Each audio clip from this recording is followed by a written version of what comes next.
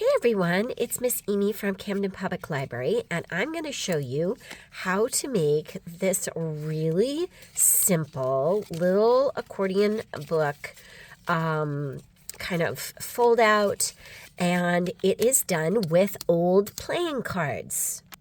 So I have a deck that had some bent cards in it, and, when you're playing cards with bent cards, someone always knows exactly what that card is. So it was time to retire this old deck, and they make perfect,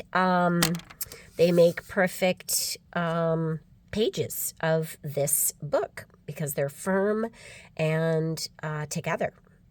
So what you're going to do is you're going to line up 5 or however many you want in your little folder, and you're going to tape them down. But when you tape them down, be sure that you leave a little space, and that is so that they fold and unfold really easily, okay? Once you have them taped down, then you're going to start making layers and using acrylic paint and mark making and collage, etc. to decorate your book. So here's one that I did by utilizing a smearing technique. So I dribbled paint onto the cards, and I want some of the background of the card to kind of show through because I like that. And then I smeared, and I stopped smearing because it started to get a little muddy because of the green and the pink. But I like how it's starting to come out. Another technique that you can use is a sponge technique, where you put down a couple of layers or a couple of blobs of paint and then just sponge them down to cover your card and to cover the layers of tape. You can use masking tape, simple painter's tape, washi tape even works. You can decide whatever you have. You don't have to go out and buy anything special for the bindings. Next, you're going to go in and maybe you're going to add another color. So I'm going to add I'm going to do just some little, this is acrylic, I'm going to do some little dots. I'm just going to let it dribble. Just going to do a little dot kind of on a little blop here and there so that I can use that. All right. And what I'm actually going to do, because I really like this and I want to try something new, is I'm going to put it all together.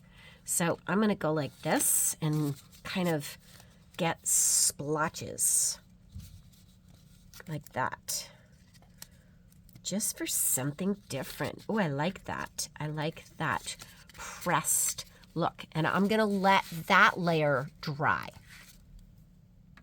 And I'm decorating only one side of this little booklet until it is all dry. And you want to really make sure that it all dries, each layer.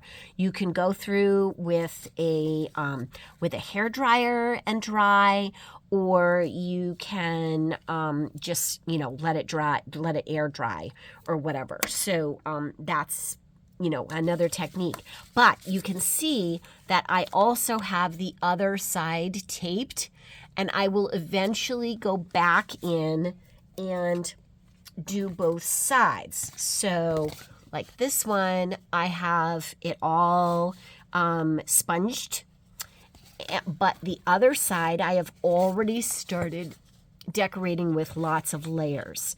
So I have layers of transparent paper, like typing paper or tissue paper, that I have added over the top. I have added a bunch of mark making with gold or Posca pens or Sharpies. You have to make sure that they are waterproof. I use a glue stick. I love the Scotch Create permanent glue, and that's what I glued these pieces down with, the book, the torn book pages and stuff. I glue it down on top of the paint with the glue stick rather than gluing the whole thing. I don't want to use a matte medium or Mod Podge until the end if I decide that I want to put that at all. I might decide that I don't want to. And then I have started creating other things to layer on top. So I've got a piece of white paper, and maybe I'm going to do some little plant or whatever, just to create a nice little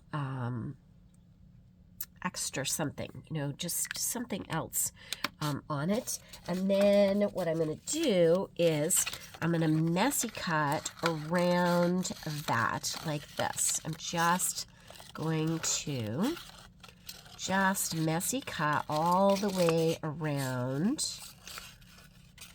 it.